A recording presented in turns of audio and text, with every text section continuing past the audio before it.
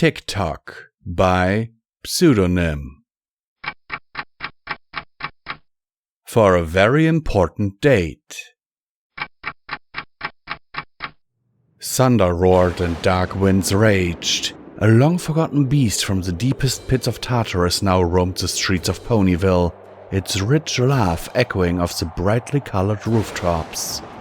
Its form was blacker than the deepest night. Its heart was blacker still. 6 mares stood before it, unbowed and unafraid. Several more ran screaming in panic. The rest of us were used to this kind of thing by now.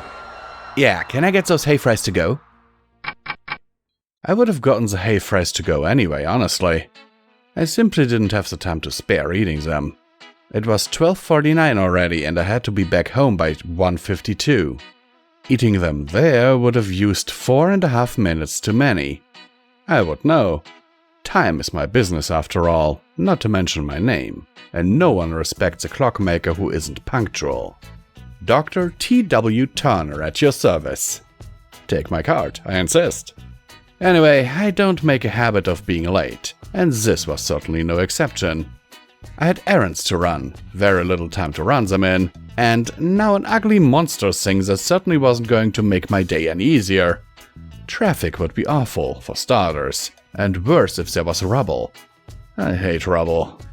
My first stop was pretty close at least. The Radiant Rose. The store, quaint and quiet. The door, locked with a well-worn and much-used sign hanging from it. Closed for apocalypse, sis. Still, the light was on, so I knocked. You in there, Roseluck? No, go away. The reply was muffled. She was probably hiding under her desk again. Please, Roseluck, I just want 1 flower, I'll pay extra. What use of money? The world is ending. As if to punctuate her statement, the ground shook mightily. A few blocks away, Rainbow Dash had hit the one-eyed, one-horned, flying purple monster thing in the muzzle, and it stumbled backwards, probably crushing some street performer's cart, or some pony's cabbage stand or something. It ends every other week.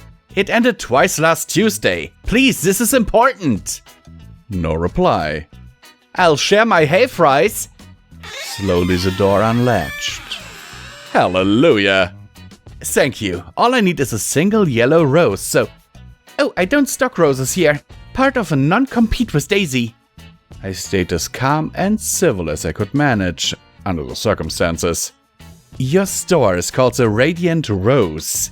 Why in Equestria would you name your store the Radiant Rose if you don't sell roses? Roseluck slammed the door. The Divine Daisy was all the way across town, and by the time I got there I was out of hay fries. I got my rose eventually, but now I owe the proprietor a few to-be-determined favors. Don't ask me why favors are more useful after the world ends than bits, but they are. More importantly, 8 minutes 46 seconds of negotiations plus 29 minutes total walking. Worsened by rubble, of course.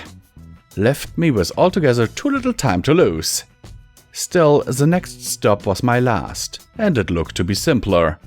The cakes were pretty reasonable after all, and Sugar Cube Corner was right next to the giant monster insect dragon pony thing. Was it that giant a second ago? Well. Sugar Cube Corner was empty, which was odd. On its own, more odd than the huge creature just outside its front door. Perhaps the two were related somehow.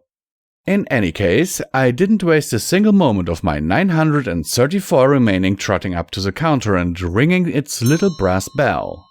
And a bright pink pony didn't waste a moment rushing in the door, across the floor and to the other side of the same counter. Pinky, the cakes are... Out of town, silly, but I promised I'd watch the store for them and I've been trying to be more responsible. And I've never had any problems with the store before, well, except for that one time with Applejack and, oh, that incident with all the noodles. But I paid for all the damages, even though Twilight helped a little with that, and they've had more faith in me since I started watching Pumpkin Pound. And aren't they adorable? Look at these pictures, really, don't you think? Pinky could go on for a while. I tried to pretend her voice was something calming, like the ticking of a clock. But that just reminded me how late I really was. The roars and screams outside weren't helping, I suppose. And I know I should be outside helping the girls, but I pinky promised I'd watch the bakery, and losing a friend's dress is the fastest way to losing a friend forever. And I can't be in 2 places at once. Well, I could, but I shouldn't, so I won't. She really could. The whole town remembered the day she was in 20 or 30 places at once. Scarier than the monster outside now, I'd reckon. Much scarier. And to this day, I never feed gummy cheese. Excuse me a moment. She ran outside, a pink blur, and then there was an indescribable sound.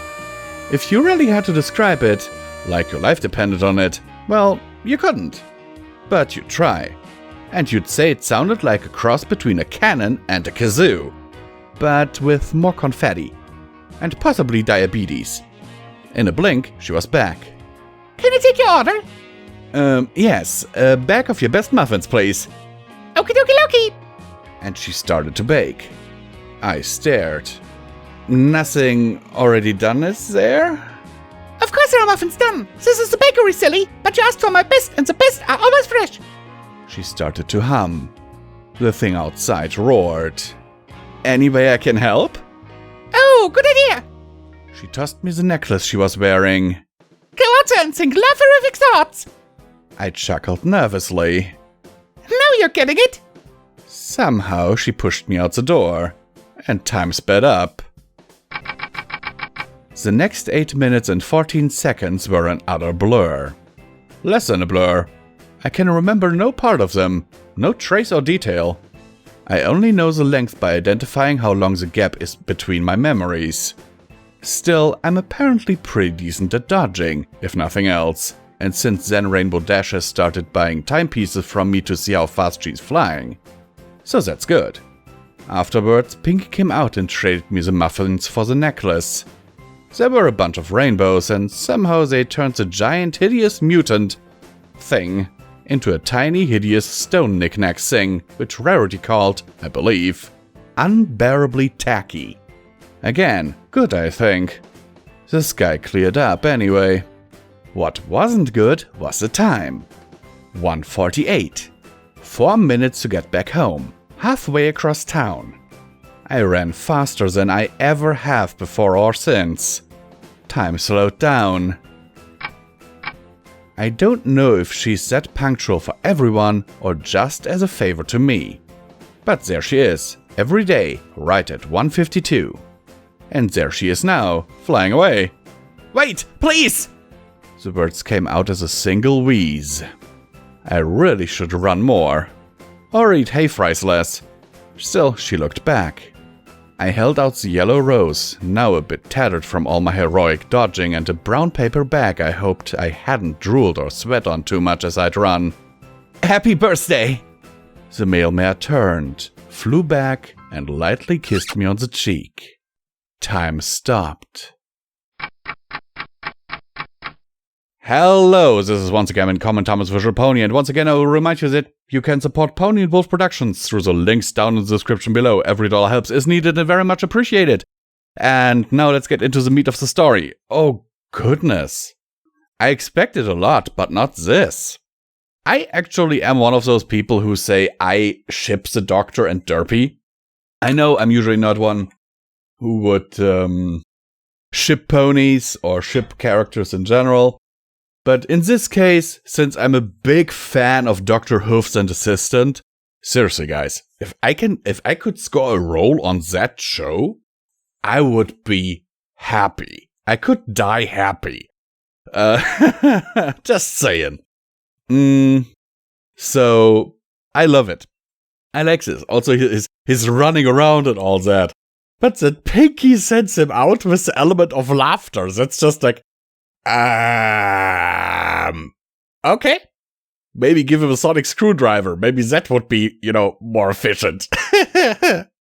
And this being Pinky, I wouldn't put it past her that she actually had a sonic screwdriver stash somewhere in Ponyville.